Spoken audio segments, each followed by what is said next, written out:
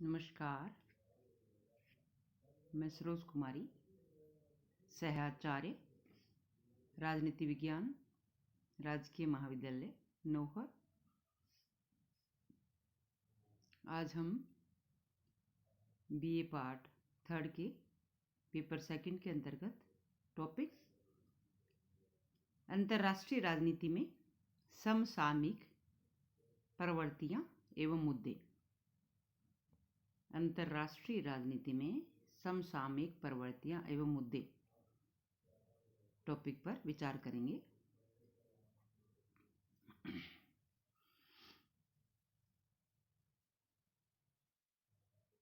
अंतर्राष्ट्रीय राजनीति में जो समसामयिक मुद्दे हैं, वर्तमान विश्व में जो नई प्रवृत्तियां उभर रही हैं, जो मुख्य घटनाएं आधुनिक विश्व में हैं, इन वर्षों में हुई हैं,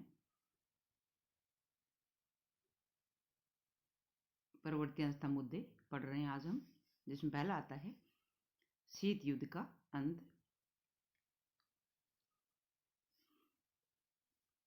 शीत युद्ध द्वितीय विश्व युद्ध के पश्चात सोवियत संघ और अमेरिका के मध्य एक वैचारिक संघर्ष था।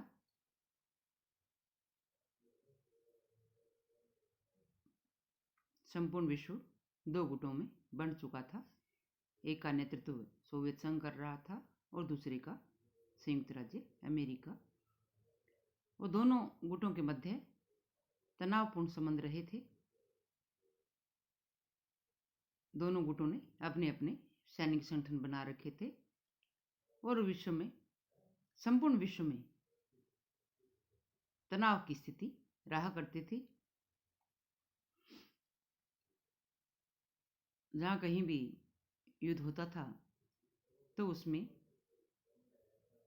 एक गुट का समर्थन, एक पक्ष का समर्थन सोवियत संघ करता था और दूसरे का अमेरिका। तो संपूर्ण विश्व में होने वाली घटनाएं शीत युद्ध का अखाड़ा बन जाया करती थी। शीत युद्ध उसमें जारी रहता था। लेकिन वर्तमान समय की जो बात है वह यह है कि शीत युद्ध अब समाप्त हो चुका है। 1990 में सोवियत संघ के विघटन के पश्चात, 90-91 के पश्चात शीत युद्ध नहीं रहा है। साम्यवादी गुट का अवसान हो चुका है और सोवियत संघ कई राष्ट्रों में विभक्त हो गया। उसका उत्तराधिकारी रूस और अन्य राष्ट्रों में अब साम्यवाद नहीं है। उनमें लोकतांत्रिक व्यवस्था कायम हो गई है और जो सैनिक संगठन हुआ करते थे, सीटो, सेंटो, वार्सा, ये संगठन अब नहीं रहे हैं। और नाटो संगठन, जो कभी पूंजीवादी गुट का एक सैनिक संगठन हुआ करता था, आज भी है, लेकिन उसका भी स्वरूप परिवर्तित हो चुका है। वह शीत युद्ध का एक हथियार के रूप में प्रयोग नहीं होता। तो पहली जो मुद्दा है, पहली घटना जो है विश्व के सामने, वह है शीत युद्ध का अंत।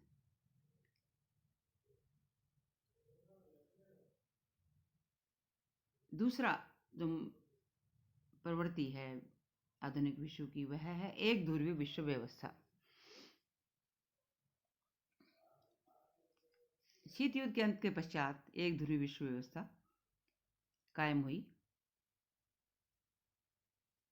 और अमेरिका का एक छत्र साम्राज्य संपूर्ण विश्व में रहा। इसके कुछ उदाहरण के रूप में हम देख सकते हैं कुवैत के मसले पर 1991 में जो युद्ध हुआ इराक के साथ,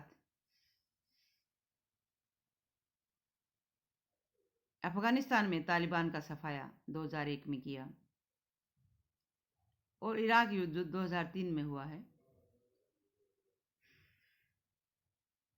एक ध्रुवीय विश्व में अमेरिकी विश्व नेतृत्व का उदाहरण कह सकते हैं हम। इन युद्धों में संयुक्त राष्ट्र संघ की अवहेलना की गई और अमेरिका ने स्वयं ही निर्णय लिया और स्वयं ही उसका फैसला भी किया। युद्ध प्रारंभ किया, स्वयं ही उसका अंत भी किया। तो एक ध्रुवीय विश्व व्यवस्था विश्व में रही। आजकल हालांकि इन कुछ वर्षों में कुछ विचारक ये कहने लगे हैं कि विश्व जो है एक ध्रुवीय से बहुध्रुवीय की ओर बढ़ रहा है। जैसे भारत के एक विचारक हैं JN दीक्षित, वर्तमान विश्व को बहुध्रुवीय बताते हैं। एक अन्य विचारक डॉक्टर किसिंजर का मानना था कि the world is polycentric not unipolar. उन्होंने कहा कि वर्ल्ड जो है बहुध्रुवीय है, एक ध्रुवीय नहीं। इन 10 वर्षों में कुछ परिवर्तन जरूर नजर आने लगा है। एक ध्रुव से बहुध्रुवीय की ओर बढ़ता हुआ विश्व लग रहा है।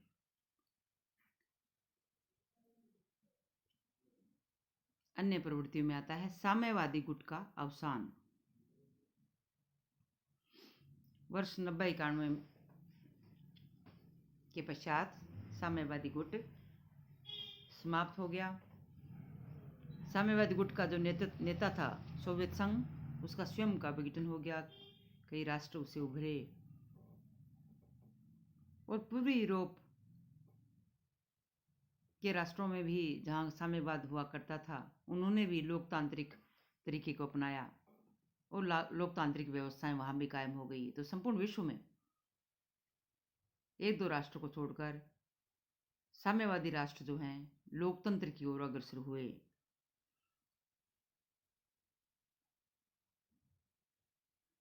आगे आता है जर्मनी का एकीकरण।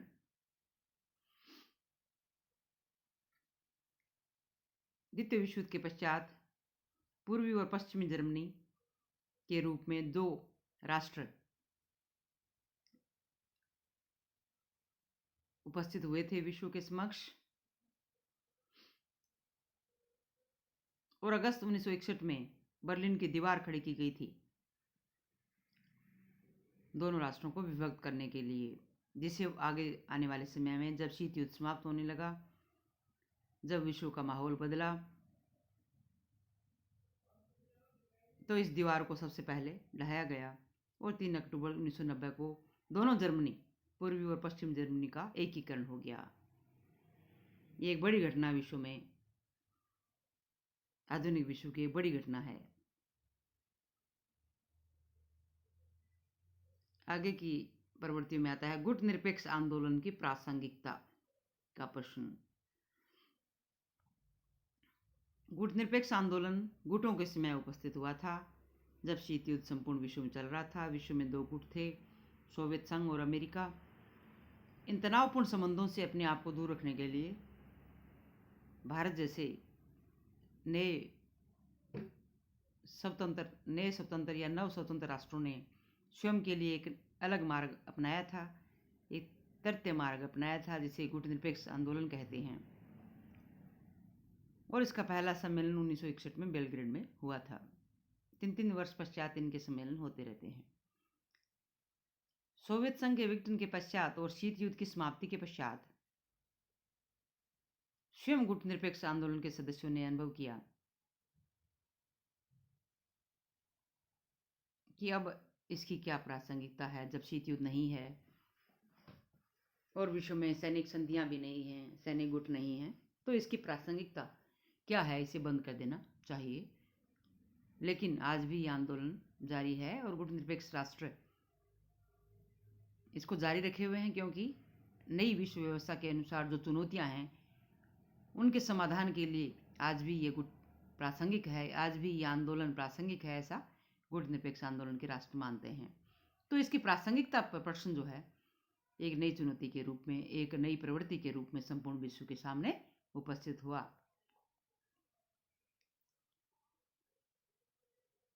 संयुक्त राष्ट्र संघ का बढ़ता परिवार।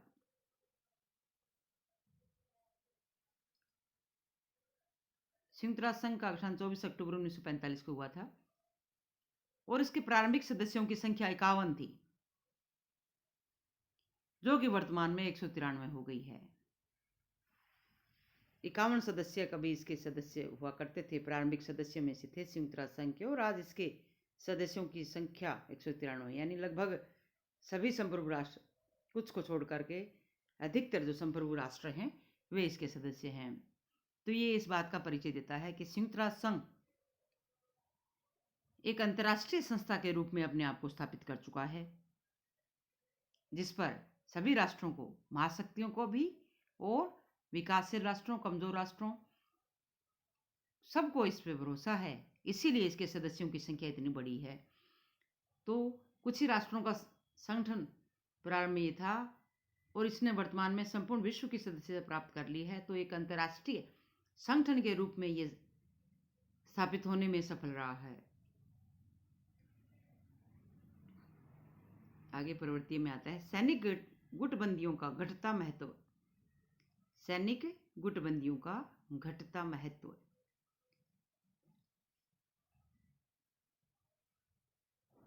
नाटो, सीटो, सेंटो, वार्सा आदि जो सैनिक संधियां हुआ करती थी शीत युद्ध के समय, आज उनकी प्रासंगिकता खत्म हो गई है, बहुत ही कम हो गई है। और सीटो, सेंटो, वार्सा संगठन तो विकसित भी हो गए हैं, समाप्त हो गए हैं। वर्तमान में एक नाटो संगठन है जो सैनिक संगठन के रूप में आज भी कार्य कर रहा है, लेकिन वह भी अपनी एक नई भूमिका के साथ कार्य कर रहा है। उसका उद्देश्य आज शीत युद्ध का प्रसार करना नहीं, उसके नए उद्देश्य स्थापित हो गए हैं। तो सैनिक गुटबंदियों का महत्व जो है आज के विश्व में घट गया है।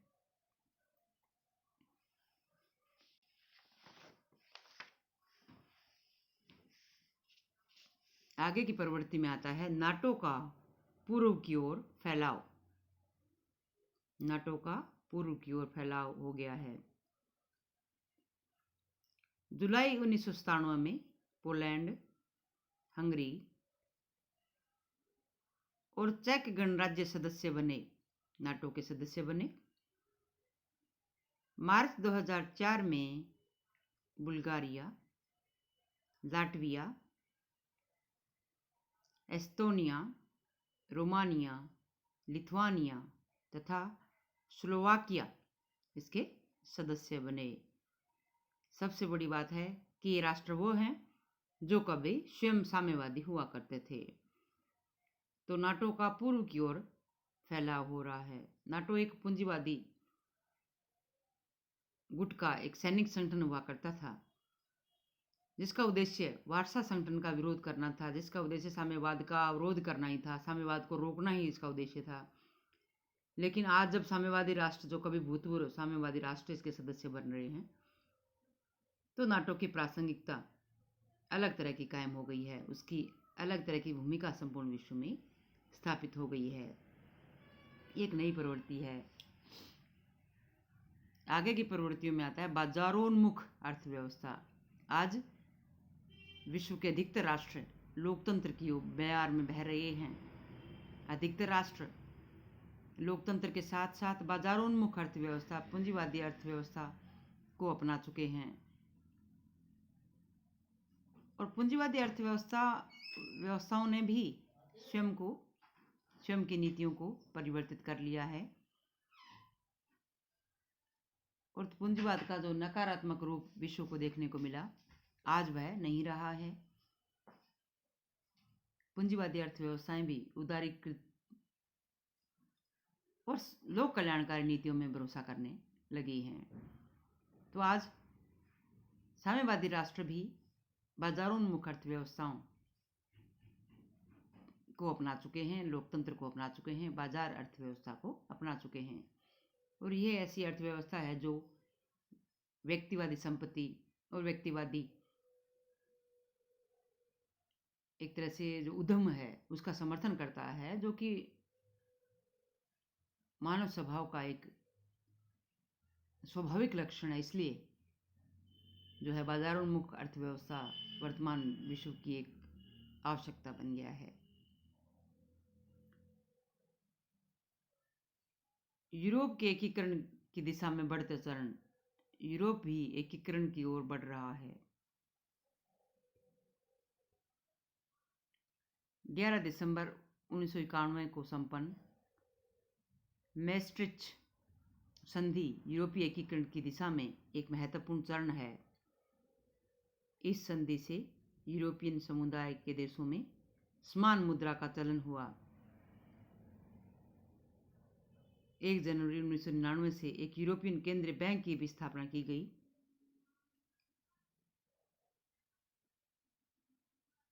1 मई 2004 को 10 नए राज्यों ने यूरोपियन संघ की सदस्यता ग्रहण की। यूरोप जो है खुले व्यापार को समर्थन करने के लिए एकीकृत होता जा रहा है। एक ही मुद्रा, एक ही बैंक, इस तरह की प्रणाली में भरोसा करता जा रहा है और नए राष्ट्र से जुड़ भी रहे हैं। हालांकि ब्रिटेन आदि कुछ राष्ट्रों में इसका विरोध भी चल रहा है। तो यूरोप के एकीकरण की दिशा में कदम बढ़ रहे हैं। नई प्रवृत्तियों में और आता है नव उपनिवेशवाद। आधुनिक विश्व नव उपनिवेशवाद की चपेट में है। कभी साम्राज्यवाद हुआ करता था, जब महाशक्तियां अपनी कॉलोनी स्थापित किया करती थी, अपना साम्राज्य स्थापित करती थी, वहां राज किया करती थी। लेकिन आज साम्राज्यवाद का युग नहीं है। एक नए साम्राज्यवाद का दौर अब प्रारंभ हो गया है, जिसको बोलते हैं आर्थिक साम्राज्यवाद। इसका नया नाम जो है नव उपनिवेशवाद भी है। आज भी कुछ गिने चुने शक्तिशाली आर्थिक समृद्धि वाले राष्ट्र, 7-8 राष्ट्र ही संपूर्ण विश्व की अर्थव्यवस्था को नियंत्रित किए हुए हैं। इन राष्ट्रों की बहुराष्ट्रीय कंपनियां संपूर्ण विश्व में व्यापार करती हैं और उनकी अर्थव्यवस्थाओं को अपने हिसाब से चलाती हैं। अर्थव्यवस्था के साथ साथ उन राष्ट्रों के सामाजिक और सांस्कृतिक ढांचे को भी इन राष्ट्रों की संस्कृतियों ने प्रभावित कर लिया है, नियंत्रित कर लिया है। हर क्षेत्र में आज जो है इन मुख्य शक्तिशाली राष्ट्रों का ही प्रभाव संपूर्ण विश्व के राष्ट्रों पर दिख रहा है। तो कुछ लोग कहते हैं कि ये उपनिवेशवाद, नव उपनिवेशवाद जो है वो साम्राज्यवाद से भी ज़्यादा घातक है, क्योंकि साम्राज्यवाद का एक समय के बाद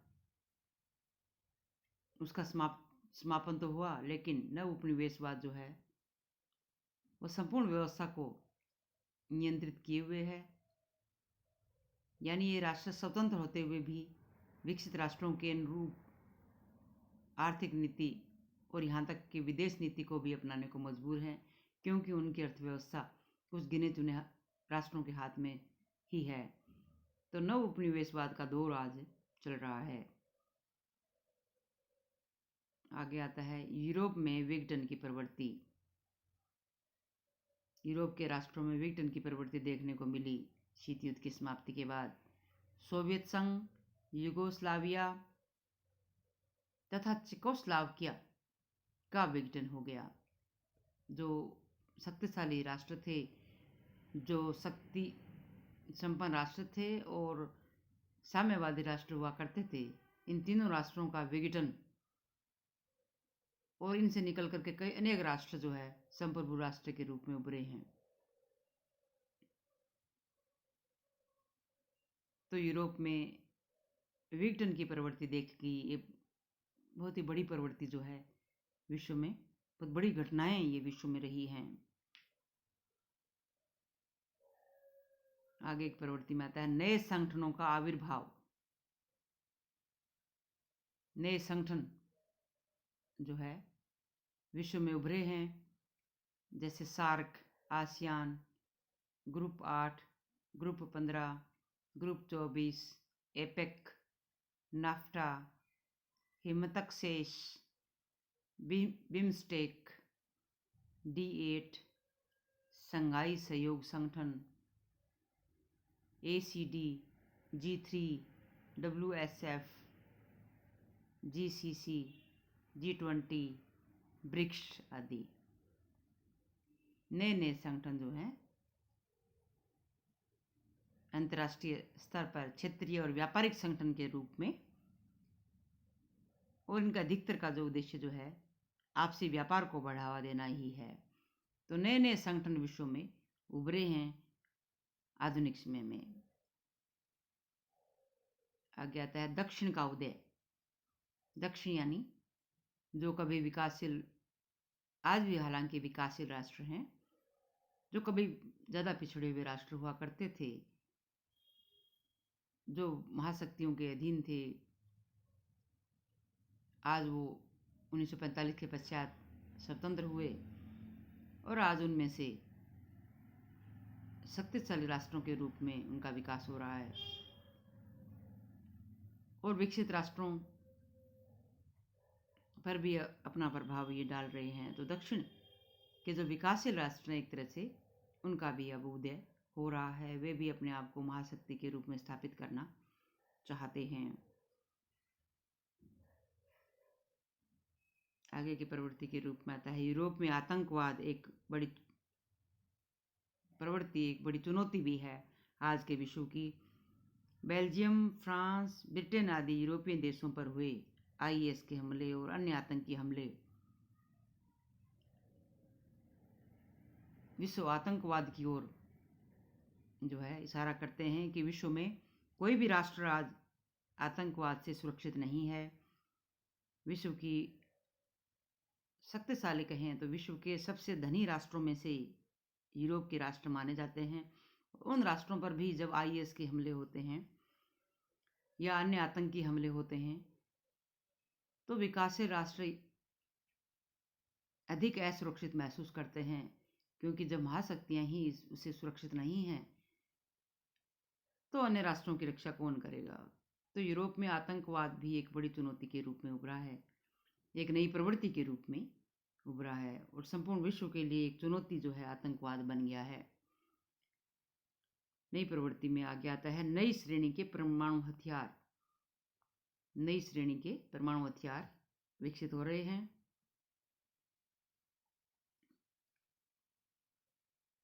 अमेरिका, रूस और चीन आक्रामक शैली में परमाणु हथियारों की नई श्रेणी तैयार कर रहे हैं। अमेरिका, रूस और चीन आधुनिक से आधुनिक और परिष्कृत परमाणु हथियार विकसित कर रहे हैं। तो यह भी एक नई प्रवृत्ति और विश्व के सामने एक नई चुनौती होगा। धन्यवाद।